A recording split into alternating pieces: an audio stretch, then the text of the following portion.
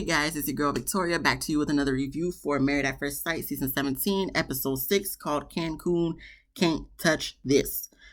I know I'm a few days late. Forgive me. For those who care, forgive me. It's just been a lot of things going on, okay? Thanksgiving, me having to prep, unwillingly for Thanksgiving, so that took away Wednesday for me. Thursday was Thanksgiving. There was no way I was going to be able to get to watching this show. And then, so we're here today. I have a commitment to make to myself and to those who care. So thank you for understanding. If you don't understand, it's okay. You here. Okay, so we're going to get through this because this episode was a whole lot of nothing. But, we watched anyway, and we're going to talk about it anyway. So we starting off with Lauren. She explained to us, the next morning after her little riff-raff with homeboy Orion, that, she didn't sleep in the same bed with homeboy, okay? But she made sure to come back to the bed before he woke up so he could see that she was in the bed. But for me, I'm just kind of like, I'm sure in the middle of the night he may have rolled over or whatnot. He seen you wasn't in the bed, so what's the point of making sure you was in the bed when he woke up when he probably already knew you wasn't in the bed in the middle of the night? But that's her prerogative. That's what she want to do. Okay, Lauren, it just wouldn't be me. If I slept somewhere, I'm going to wake up there and I'm going to chill there and, eventually make my way back to my room or whatever. Okay, but that's what she want to do. We then move on to Emily and Brennan. They go jet skiing and fly boarding and, Emily's hand is hurting worse ever since she done slipped and fell and hurt her arm or whatnot. And in my head, I'm just like, you don't want to get this checked out, Emily? At this point, it's hurting worse. So unless they, they just gave you back ice like it showed in the show, and they said you'll be, just let it heal. You don't want to get no sling or whatever. They didn't recommend any of that in Cancun, or you didn't go to see a doctor because, travel insurance problems or something. Okay, I get it. You're in a different country. Okay. But at the same time, it's like if it's getting worse, you might want to get that checked. But we didn't move on because nothing else to take from that. It seemed like they had a good time. Brendan was a pro at it. It looked like Emily was a little bit nervous because she never really done that. And she did struggle a little bit, but by the end of it, she got it. So good for you. We then move on to Lauren and Orion. They go swimming, but then afterwards they sit down to talk. And they pretty much made up from their previous little debacle from the day before about the whole Redskins situation and comment and whatnot. So that was good. For this, like I said, this episode really wasn't that much of anything. So that's why we're just really going through it. But, it's okay not having drama. It was cute, especially the boat scenes and stuff. So we'll get to that in a moment. So then we get to Cameron and Claire. They go beat splattering. And I'm just like, we didn't hear no beats, maybe for copyright issues. But if it's really the beats, like, beat splattering like they made it seem like, oh, I would do that. Definitely. That seemed like fun. So I would do that. And it seemed like they had a good time. They still seem very awkward and stuff around each other. And, Cameron, he has a very dry sense of humor, I feel like personally. But I feel like Claire is starting to come around to realizing that and kind of being sort of okay with it. And as far as Cameron, I feel like Claire is learning more about Cameron than Cameron is learning about Claire, even though it seems from what he's saying, he's learning about Claire, but I don't really feel like he's learning about Claire. But, I guess time will tell. And then we move on to the guys hanging out, the girls hanging out. The girls are hanging out by the pool. The guys hanging out by the beach. And, obviously they go back and forth with everybody saying how everything's going with their relationship. There's nothing really much to say in regards to Becca and Emily because they're just having good times. With Lauren, she's just saying, they're having the tough conversations, but it doesn't necessarily mean it's a bad thing. And then as far as Claire, she's just trying to figure out how to work on their intimacy and physical touch. But the girls try to help her and give her advice because she's trying to say, they don't do no physical touch or nothing. But the girls had to remind her, like, no, Cameron did put his arm around you once. So I guess she didn't realize that. So she's trying to, be more in the moment throughout the rest of the episode. So, as long as she's trying, that's really all that matters. And then as far as the guys, they, for the most part, said good things, and there wasn't much to take from it, other than Cameron just expressing that, he's attracted to Claire and he wants things to get better, but he still kind of doesn't know where she lies with that. And I don't know necessarily if he was trying to imply he's letting her take the lead, but it's just like he doesn't want to overstep his boundaries if she's not really feeling homeboy and doesn't want to be touched. So he's, I guess, still trying to navigate that. So that's fine. And then we get to Austin and Becca. They meeting up and hanging out on the hammock to talk about their meetings with the guys and the girls. And they kind of have a little bit of a disagreement because of the fact that Becca, like, talked him up and, hyped up the whole relationship, whereas Austin saying he was downplaying it. And the reason why he was downplaying a little bit, not saying anything negative, but not being like, oh yeah, we're great, we're the best, going on, because he knows other people are struggling with their relationships. So he's not trying to, put, salt on people's wounds and make them more jealous than they probably are in regards to, Cameron, because he's the one who initially said that he was jealous looking at Becca and Austin. So I can understand where he's coming from, but at the same time, I can understand where Becca's coming from. Like, if you're having a good time, express you're having a good time. Yeah, you don't have to brag about it, so to speak. But if they're asking you how things are going, if you want to say, my wife is awesome, say your wife is awesome. Ain't no, what we downplaying for? Like I said, you don't have to like go on and on. But if you feel like, yeah, my wife is the best, you better say your wife is the best. Don't have me looking on the TV and seeing you talking about, yeah, everything is going good, nothing too crazy. No, if you really feel it in your heart that, I'm doing the damn thing, tell them I'm doing the damn thing. Because if you doing the damn thing, I'm going to tell them you doing the damn thing. I'm just saying, people want to, people don't necessarily need words of affirmation. For those that, words of affirmation is not their love language, but it's always nice to hear that, like, yes, you are the bomb.com. So like I said, I get where he was coming from not trying to rub it in, but who cares? You think they care about you if they was having a good time with their relationship? No. They will let you know, yeah, bro, she, we haven't even went there yet, to Pound Town, but like she been, she been showing a homeboy some love or something. You know what I'm saying? Like, they don't care about you. So why would you?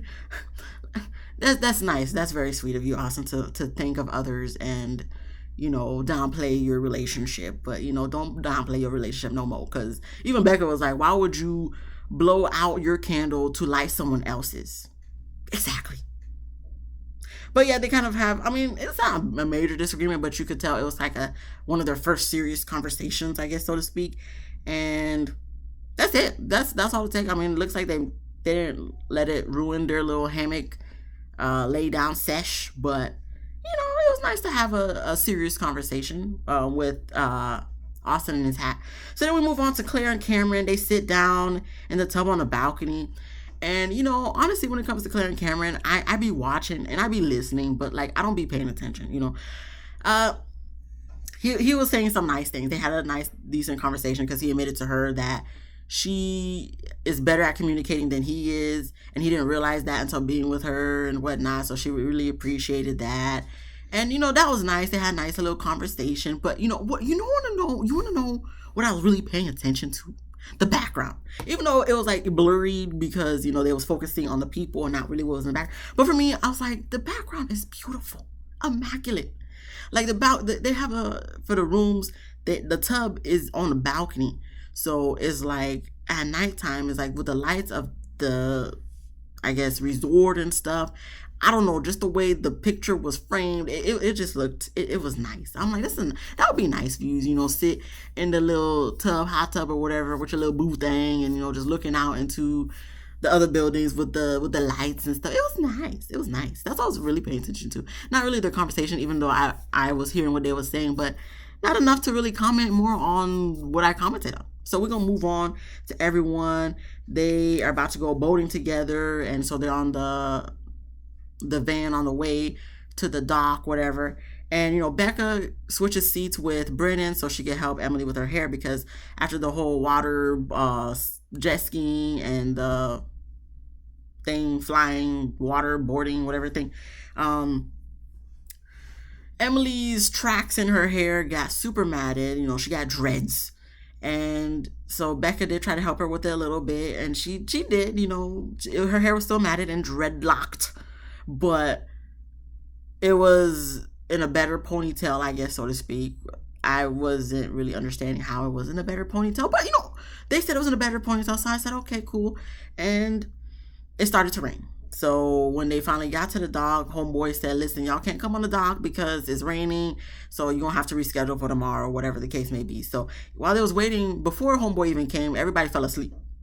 And Cameron moved over one seat because, he is a tall person, so he had to stretch his legs. Even Claire was just like, why'd you move? He said he needed to stretch his legs. She's like, oh, you could have just leaned on me and then stretch your legs sideways. So he's like, oh, I didn't realize I could do that. So Claire, like, I mean, I guess that was her way of telling Cameron, but it's just like, Claire, y'all still brand new. He don't know that stuff. Like, why would you say stuff like he's supposed to know? Okay, how is he supposed to know? You don't make any sense, okay? But, I guess that was her, open invitation for him to try to be more physical touchy with her. So, I mean, I'll give you the benefit of the doubt, Claire, in the fact of you're trying, but it's just poor execution. That's all it is. After that, when they wasn't able to go on the boat, I guess they got drinks and went to go eat some snacks or whatever at a table and play a card game courtesy of Becca, which I feel like the producers just gave her the cards and said, hey, just make mention that you want to play a card game, because it don't make sense to me. But they play the card game where they get a card and they ask whoever they want the question on the card, and they all seem to have a good time. I didn't write down what any of the questions were or what the answer was. The only thing I thought was funny was when they was asking Cameron what was his pet peeve, and he was like, if he goes to a grocery store that don't have a self-checkout, he dipping right out. Now, I feel you on that, Cameron. I feel you, because self-checkout really just helps what you getting you in and out. I don't like someone else doing stuff. Like, I can ring it up myself. And I understand when some people be like, well, I'm not getting paid to bag my own items, so I'll go through the regular line. That's fine. I prefer self-checkout. Let me see what's going on, even though I could see what's going on if they were checking the items for me. But still, let me do myself. It's okay. So I understand what he said about that. Only other thing I have to say in regards to this scene was, like, I noticed all the girls had the same type of glittery eyelids with their eyeshadows and whatnot. So it was probably a planned thing. So that was cute, I do like glitter, so I would do it too. But it seemed like they have a good time. Okay.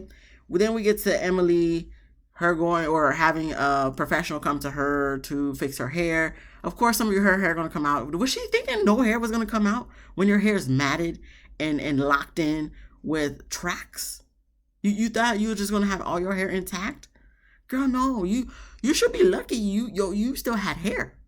Because some people would just be like, F it and chop their whole head off. But you still have hair. I understand. I'll be upset too if, I had to lose some hair. But, it is what it is. This is why I don't want to say it. I'm just saying some people get, protective hairstyles when they go on these trips. Yeah, so then we're going to move on to, they attempt to go on the boat again, and they gain access because it wasn't raining. So they're on the boat, everybody's chilling, dancing, talking, and whatnot. We have Orion, Lauren, Austin, and Becca, and Austin's having a conversation. And we have Cameron and Claire, they're having a conversation too. I mean, it was okay, but they're just awkward people, man. I just feel like Cameron's very awkward. I feel like Claire, because Cameron's awkward, in turn has her being awkward, but if he was a chill guy, they could be chill together.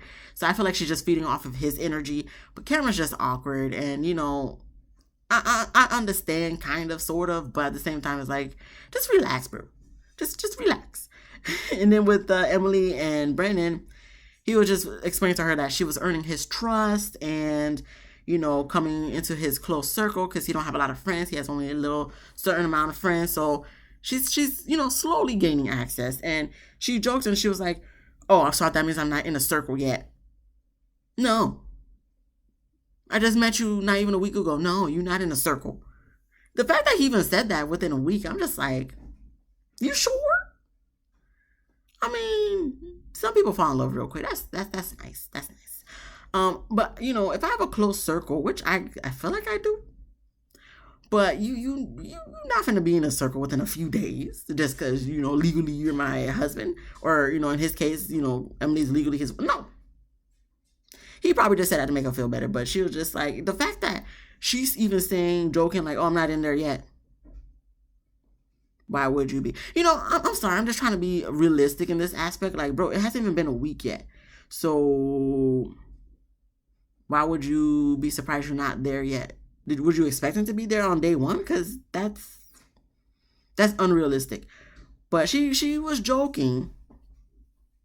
But she wasn't joking. She was really like, because she was like, I have a small circle too, but it seems like it's harder to get into your circle than mine. Well, everybody's different, Emily.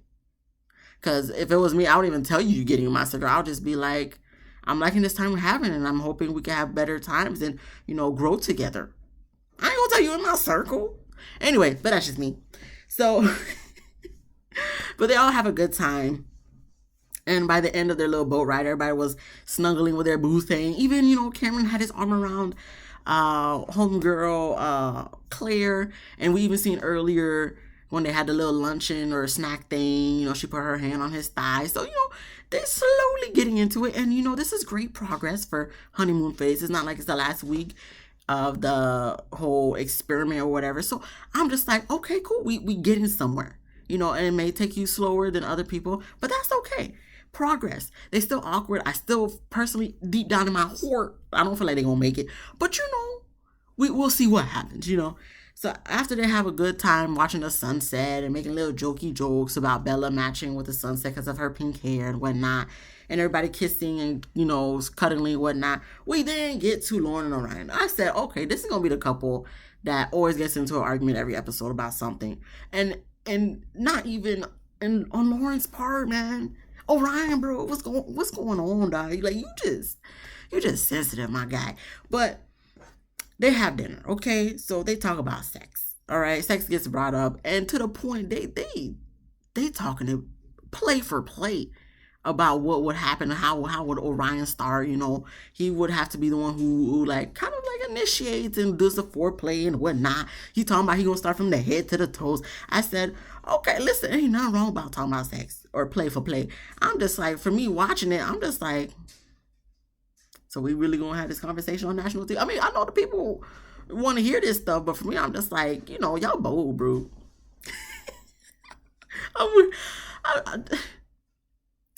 Listen, we could talk about play for play, but it ain't gonna be no camera. We're gonna do this after hours in the bedroom, alone with no mics, lights off, play for play. Because when you have that mood,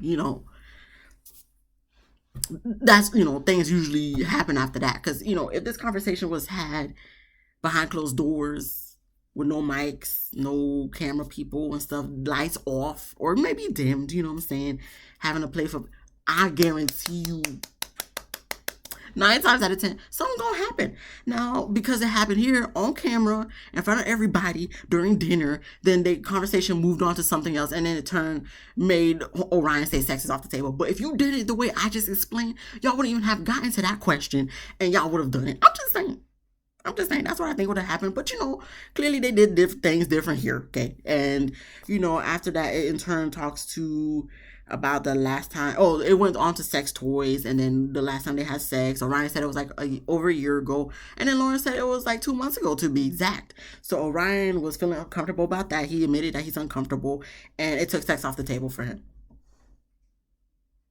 because he was serious about this whole process, and sex is very important to him in the aspect of like he ain't just about to have sex with nobody, and that's okay. But at the same time, it's like you judging a homegirl for having sex 2 months ago. Now, I mean, granted, she was probably, listen, she was single. If she doing something with homeboy, as long as she's safe and whatnot. Listen, if I was on this show, which I wouldn't be, but if I was on this show, someone said they had sex 2 months ago, I'll just be like, damn. Sheesh. That was close, but listen, you had to get your rocks off, right? I mean, I feel like if it was a sneaky link, friends with benefits or something, okay, that's one thing. You was just trying to get your rocks off. Now, if it was a relationship, then they're like, hold up, bro. You went from a relationship and now you getting married at first sight. You didn't want to take a little gap. I think for me, that's what my, additional question would be like, okay, 2 months ago, what type of situation was that for 2 months ago? You know what I'm saying? But, Orion, he upset again, and I'm just like, we just went from one extreme to the other. We went from Redskins, now you having sex with homeboy, somebody else 2 months. Okay, what's gonna be next week, Orion? Because it's gonna be something every episode with you, huh? It's gonna be somewhere.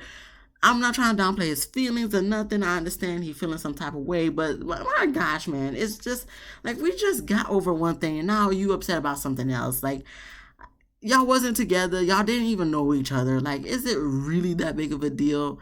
Like, I don't know. I don't know. I don't know if this is gonna work. I don't think this is gonna work.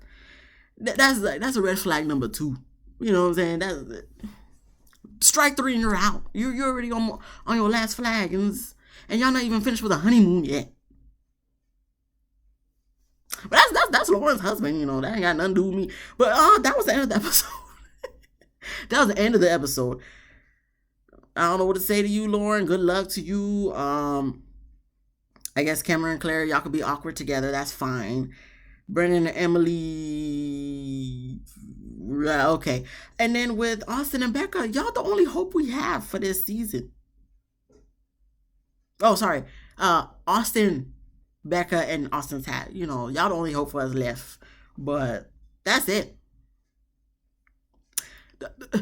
If you like this video, please give me a thumbs up, okay? If you laughed at least once, please subscribe. If you didn't laugh, come back next week, okay? Because we need you back next week. Come back next week. I will try to make you laugh. You know, we're going to have to see how next week happens because, you know, sometimes these episodes be a little iffy, you know what I'm saying? So come back next week. Hopefully I can make you laugh. Then you can subscribe. Comment down below what you thought about this episode. Be easy, breezy, lemon squeezy. You know, happy belated Thanksgiving. And I'll see you guys in the next one. Peace.